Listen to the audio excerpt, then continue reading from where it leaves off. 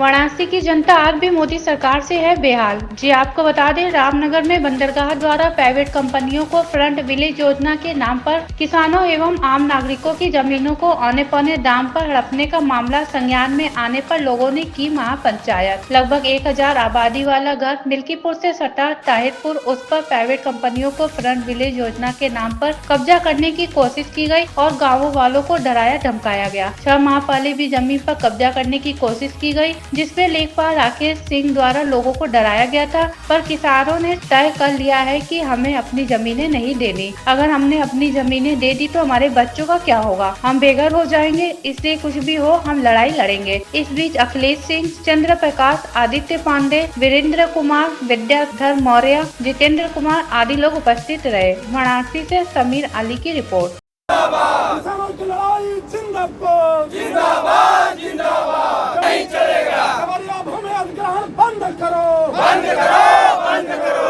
यह इनकलाब जिंदाबाद जिंदाबाद जिंदाबाद। खबरिया भूमि अधिग्रहण बंद करो, बंद करो, बंद करो। किसानों की लड़ाई जिंदाबाद जिंदाबाद जिंदाबाद। किसानों की लड़ाई जिंदाबाद जिंदाबाद जिंदाबाद। यह इनकलाब जिंदाबाद जिंदाबाद जिंदाबाद। खबरिया भूमि अधिग्रहण नहीं चलेगा। के शासन में 100% वो हो गया, फॉरेन इन्वेस्टमेंट, मतलब कहते हैं कि प्राइवेटीकरण, पार्टनरशिप, निजीकरण हो गया है। अब इस बात को लेकर के हम लोग चिंतित हैं कि गांधी जी ने कहा था कि जब सारे हथियार बंद हो जाए, सारे हथियार बंद हो जाए तो सत्याग्रह, सत्य का आग्रह हम लोग करें कि जो नियम कानून बना है, जो कायदे कानून बने हैं, पार्लियामेंट में पास किया गया है, इस विषय पर, भूमि अधिग्रहण पर मैं बोल रहा हूँ। मैं और पॉलिटिक्स गांधी जी ने किया तो हम गांधी जी के अनुयायी हैं, तो सत्य का करेंगे ना सत्याग्रह। यदि सत्याग्रह करेंगे, यही कहना चाहूँगा कि भूमि अधिग्रहण का पहला दिन बिलारीडीह में बैठक, और पहले दिन से ही हमारे साथ छल किया गया। हम लोगों को सादे रजिस्टर पे जो है आगे से 3-4 पेज छोड़ करके दस्तखत कराया गया यहाँ के जो किसान गए थे, और उसके बाद किसानों के आने के बाद जिला प्रशासन ने उस पर कार्रवाई लिख करके ये दिखा दिया है किसानों की स्वीकृति है। तो पहला दिन और आज का दिन हमारे साथ रोज धोखा हो रहा है, रोज हमको ठगा जा रहा है। हम ये जमीन किसी भी कीमत पे नहीं देंगे। ये जो जमीन है प्राचीन भारत में ये मगध की जमीन है, गंगा के उस पार काशी, गंगा के इस पार जो मगध।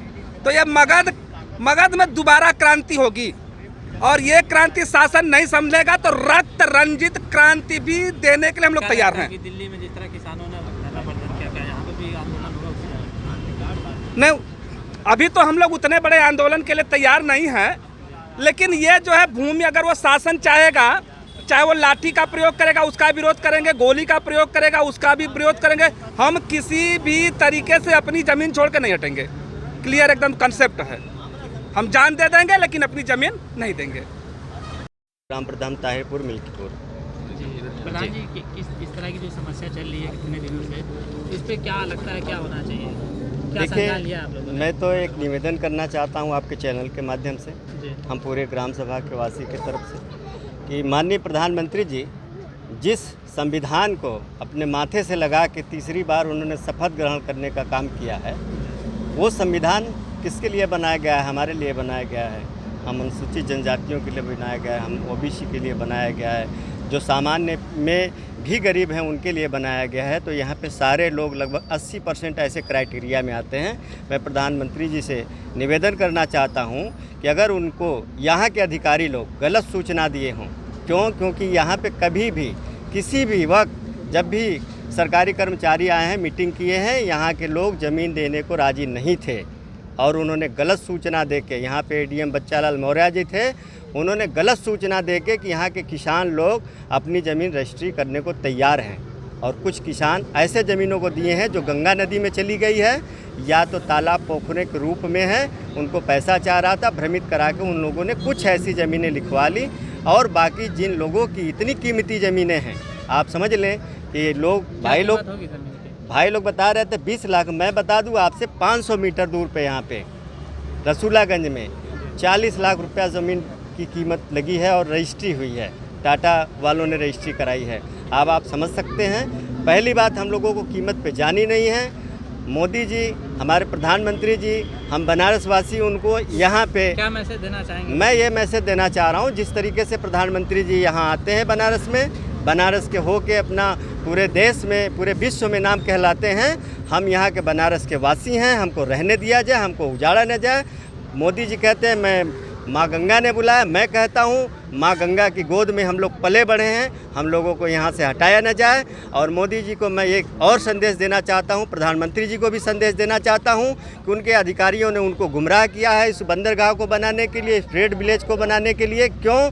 क्योंकि इससे हमारे बनारस की कछुआ सेंचुरी भी प्रभावित हो रही है। जो वहाँ पे शमशान घाटों पे, हरिश्चंद्र घाट पे और घाटों पे लाशें जलाई जाती हैं, वो लाशों को कुछ अवशेष फेंके जाते हैं गंगा नदी में। कछुआ सेंचुरी इसलिए बनाई गई थी, आज उन्होंने 17 किलोमीटर दूर हटा के कछुआ सेंचुरी को नारायणपुर से आगे कर दिया है। मैं सवाल करना चाहता हूँ कि अब गंगा नदी साफ कैसे होंगी? वो जो अधजली लाशें हैं उसको अब साफ कौन करेगा?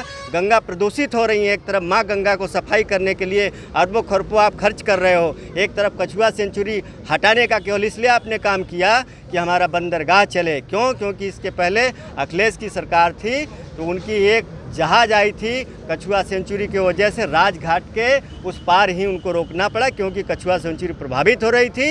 इन्होंने कागज़ में हटा दिया है। मेरा निवेदन है कि कागज़ में न हटावें, अगर कागज़ में हटाए हैं तो ये बताने का प्रयास करें कि काशी की सफाई कैसे होगी, गंगा की सफाई कैसे होगी। जो मोदी जी का एक नारा था आपकी बात 400 पार, उस पर जो असर पड़ा उसके बारे में क्या कहेंगे? देखिए, मैं तो बस इतना कहना चाहता हूं कि राजनीति की यहाँ रूप नहीं है, लड़ाई हमारी है।